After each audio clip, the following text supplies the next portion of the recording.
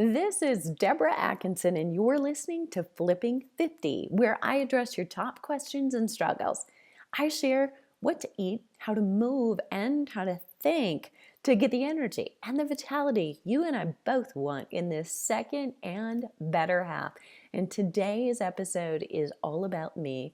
Truly, it's all about me here talking about you and protein. All right, so no secret that we've had a bit of an ongoing dilemma. There's some controversy, and there's things that make you question, should I be doing animal protein? Should I try to do all a plant-based diet? And then there's the heavily swayed thinking on my part that your body actually will tell you. I've tried personally plant-based diet for 3 months. Started out doing it for one.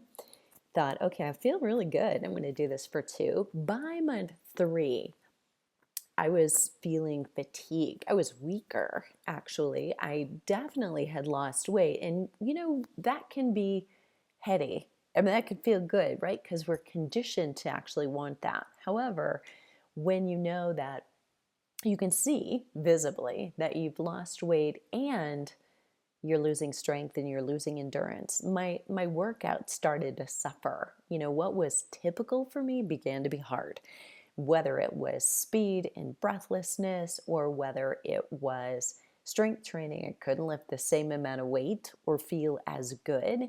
And I don't know where your goal is, but and I do think this can be a challenge for all of us.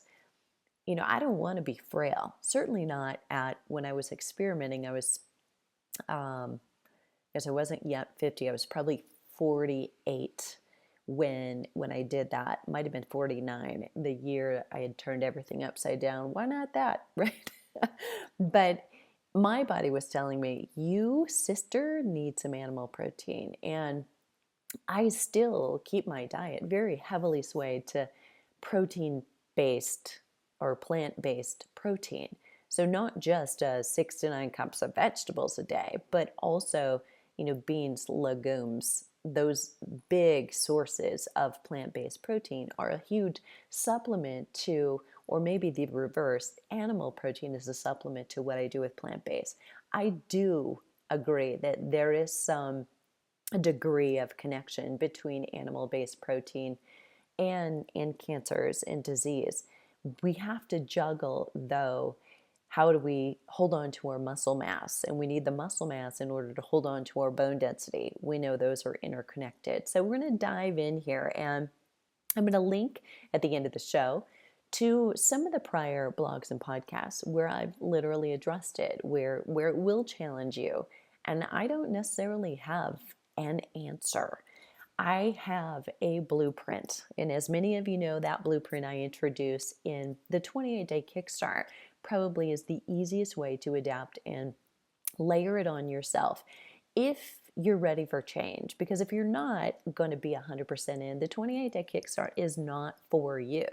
But if you're willing to literally, I'm going to test, see how my body feels, not only for the energy and the protein, but also if you're suffering from bloat, indigestion, elimination issues. And by the way, sister, if you're constipated, that is not normal. It's not even your normal.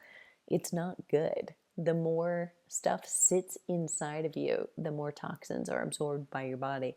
We need to move those things out. And elimination is one of the ways you can lose fat.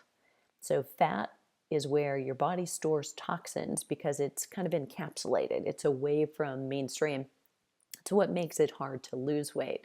So I'm going down a bit of a rabbit hole in this introduction, but I'm doing this for the thought that for you, the 28-day Kickstart is the sponsor of today's show.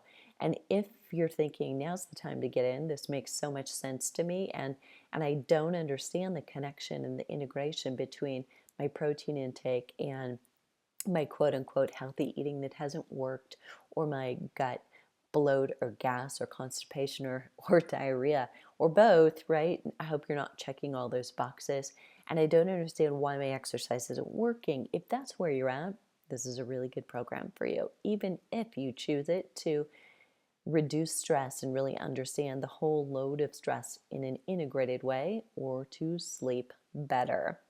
So if you're listening to this as I release it today and tomorrow, the very last Thursday of the month, if there's a last Thursday, the Wednesday prior to that is the last day you can register. So it's coming up in February of 2019. As I record live, it's your chance to get in if you want to go through March. And we're going to pay some special attention to core exercises this month in our March Madness. So join us. Let's dive in here to 10 studies all about protein intake and strength training after 50 and how the two of them together are the best of the best. So rapid fire. This is 10 studies from 2018. There are 2 in here that snuck in from 2017 and 2016 because they're very relevant. Many of them will repeat the same message. That's important to me. But when I went searching, it was easy to find proof that protein is related to better aging. Here we go. Study number 1 found protein was the determining factor when high or low carbohydrate intake didn't have a single impact on successful aging. Successful was determined by an integrated rating of social, psychosocial, physical, and mental performance of the aged. Study number 2. In a 2018 review of literature of protein intake's influence on aging, researchers reported currently recommended protein intake for aging adults may not be sufficient for muscle mass and strength maintenance. To minimize the adverse health and environmental effects of excess animal protein consumption, incorporation of sustainably sourced plant proteins may be a promising strategy. So remember, this was a part of the dilemma. So if you're going to take in most of your protein from plant-based sources, it gets tricky because there's a limited few of them. You're going to eat the same foods over and over again. That can be a problem. Food sensitivities actually occur often from those types of foods, and beans and legumes can already be problematic for some. But then there is that, how do you avoid getting full? Because they also, plant-based proteins, contain a lot of fiber. Okay, so I'm going to link to that, pointing out potentially that the blend may be best. Study number 3. Very high protein intake. We're talking above 1.2 grams of protein per kilogram a day. And I will later in today's show notes down the road link to how does that work out? How do you figure that out? So very high protein intake over 1.2 grams per kilogram body weight, and high protein 1.0, slightly less. Groups show better lower limb physical functioning and walking speed performance in comparison to individuals who present really relatively low protein intake. So your walking speed and your gait, how you step without a shuffle, those are 2 ways that we actually look specifically at aging, how well we're maintaining our center of gravity right over our feet, how stable or unstable we are. That's tied to how well we will avoid falls that risk fractures. Study number 4, women below the higher RDA protein threshold had a significantly higher likelihood of having physical limitations compared to those women who had higher RDA thresholds. Additionally, they had significant differences in muscle mass.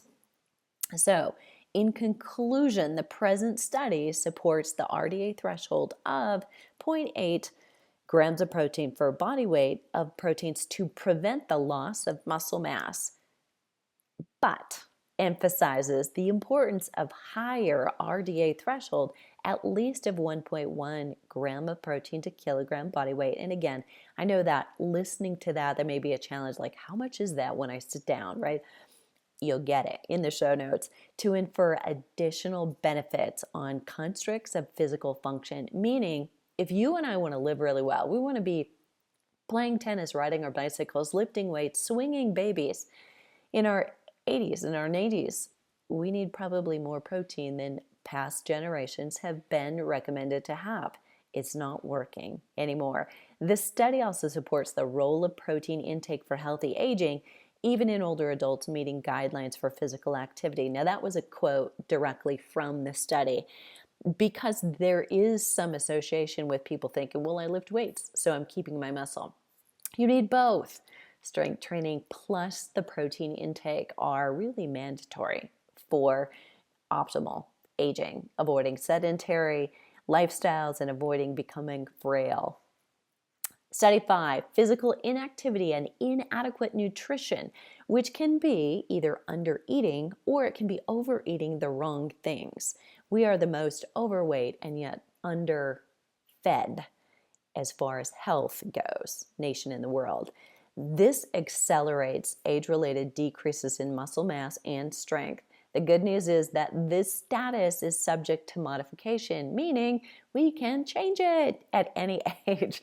Physical activity and exercise guidelines need to make specific reference to resistance exercise and highlight the benefits of higher intensity aerobic exercise, aka intervals, but not a lot, just enough, alongside advocating older adults perform aerobic-based physical activity and household tasks.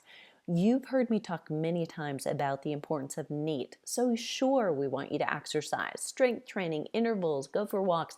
However, we want you active all day, not the workout and then couch potato, but enough exercise to make you strong enough to want to move all day through housework, through walking dogs, through gardening, through things you enjoy, as well as things that we have to do, right? Up and down stairs for laundry as a part of life. But that NEAT, non-exercise activity time, super important. In terms of dietary recommendations, greater emphasis should be placed on optimal rather than minimum protein intake for older adults. And I hope you're realizing when I put this voice on, I am quoting directly from the researcher's summary.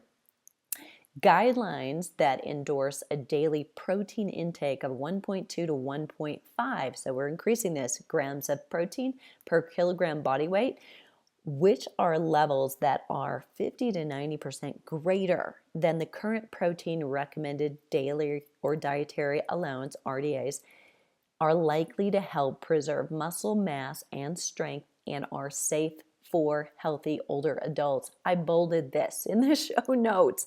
This is so important. It's above what we're given as a just get this much in and you'll be healthy. Not so true today. Increasing the proportion of leucine, which is a specific amino acid, and I reference this in the protein report. You'll find a link to that if you are a digger and you want the full story. I'm gonna prove it to me, girl. And I have quoted that since about 2013. The protein report is something really important for you to acknowledge and read. It's what you eat, when you eat it, and specifically the quality of the protein that you eat. Leucine is very much related to establishing lean muscle mass and keeping it. So if you're being physically active prior to protein intake, you can bump up your muscle protein synthesis, the ability to use that protein for the use of your muscle. And there's a couple other things that increase muscle protein synthesis. I'll include those here in the show notes. Number 1, exercise before protein, specifically strength training. Then you wait an hour because there's a blunting effect on our ability to use that protein. If it's possible, it may not always, but if it's 80% of the time, what you do, better. Add carbohydrate and fat with your protein. It supports absorption of the protein. So it's, very rarely are you going to have, pure protein, like putting your protein powder into water and drinking that. That's actually not a good thing. It doesn't absorb nearly as well. You want a little bit of carbohydrate with it or a little bit of fat with it. Pre-exercise, go for the carb because you'll use it. Post-exercise, the fat may support satiety. The third thing to increase your muscle protein synthesis is increase the amount of leucine. Make sure that you're taking in a high quality, junk-free clean protein powder, please visit flipping50.com and look at the protein options I have for you. They're there for a reason. After 30 years, I finally stopped kicking and screaming, saying, I will never sell supplements, because I realized there's a need to educate you on the free and the cheap and the junk versus something that is high quality. Yes, it costs more. You pay for what you get, or you get what you pay for. You decide how you want to take that in, but there is a difference. And if you care for your body and you don't want to be sick, you do not want chemicals, you do not want sugar, you do not want words on that label that you cannot pronounce. So in the show notes, I go into what does 1.5 grams of protein per kilogram of body weight look like for you. Here's the summary, the short quote. After you read that, you will notice that it's an average of 30 grams of protein per meal. Now, keep listening, and don't forget, if this is a little confusing, the 28-day kickstart will help clear up that confusion. Number 6, study 6, minerals may be more important nutrients to prevent and or to treat sarcopenia, which is muscle loss as we age. Particularly important minerals are magnesium. We knew that. 28-day kickstart talks all about it. Selenium and calcium. And selenium is very related to thyroid issues as well. Calcium, we know for bones, but your muscles also need it. Those are most promising and relative to muscle mass. Study number 7, an increasing body of experimental studies on skeletal muscle protein metabolism. A mouthful, right? As well as epidemiological studies, wow, tripping over my tongue today, suggest that, so basically studies around fat, that protein requirements with aging might be greater than many current dietary recommendations. So another study echoing what we've heard earlier. Studies that compare muscle protein synthesis responses to protein ingestion in young and old adults suggest that higher relative protein intake is required to maximally stimulate skeletal muscle protein synthesis in the age. So really looking at the oldest of old. So the older you are, the more protein you need. Wow, that's an eye-opener. I've talked about that for a long time, since you still got it, girl. Sedentary individuals and older, and often we're talking one and the same when we talk about that, right? I mean, my 93-year-old mom's not going out playing tennis. She's not playing golf anymore, in fact. But she needs more protein than I do, about to be 55, because she doesn't synthesize it as well. So if you're synthesizing a smaller percentage, you've got to have more to get the same amount. Makes sense. Study 8.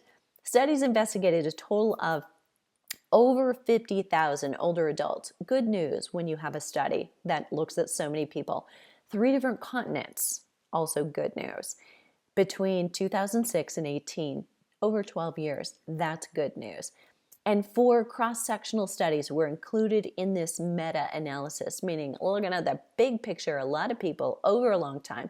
The results demonstrate that a high protein intake was negatively associated with frailty in older adults, meaning you right now start eating more protein. You are less likely 20, 30, 40 years from now, if you're still alive, kicking and screaming, and you'll be hot, by the way, you will be less likely to be frail than your counterpart. Now, of course, you also are going to be stronger, loving your life more, fitting into your skinny jeans or the back of the closet clothes more.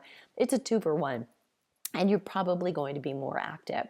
It is not, it's really important that you know, it's not about how much per day protein you get. It is about per meal distribution, because your body can absorb so much in optimal amount per meal, and you want to make sure that you're realizing that. And the study found, again, to repeat, at least 30 grams of protein per meal was associated with greater lean mass. Lean mass, read as lower body fat, and lower limb muscle strength in middle and older aged adults. 9, another study found that more frequent consumption of meals containing between 30 and 45 grams of protein per meal produced the greatest association with lean leg mass and strength. Thus, the consumption of 1 to 2 meals per day, at least with protein content from 30 to 45 grams, may be an important strategy for increasing and maintaining lean mass and muscle strength with age. That's a lot, I know. And 10, finally, moderate to vigorous physical activity and frequent protein consumption of equal or greater to 30 grams of protein were independently associated with lower extremity lean mass and strength. Study subjects had protein intake of at least 2 meals a day of 30 grams of protein. There you have it. That was a study from 2017. So the one prior, by the way, was 2016. All others, very recent. This is, of course, you can tell, not just for you and I, but for researchers. We want to get to the bottom of what's really true. And we want to look at, yes, what about disease and what about healthy? But we wouldn't be talking about sick, diseased, older adults. They are going to get frail no matter what's happening to their muscles. So we have to have some degree of kind of acceptance that not all people who eat animal protein are going to be at greater risk for disease or incur disease. All of your collective lifestyle habits matter. I'm going to leave the link below this show for the 28-day kickstart. So please, I would love a comment, question, and you can find this episode at flipping50.com/protein and strength. No spaces between. So you can go there for the show notes. All of the links to the research studies I've quoted here are listed. So if you have a question that I didn't address, you can leave it below those show notes. Last time, I'll say that one more time, flipping50.com/protein and strength. And what are you waiting for? Let's start flipping 50 today.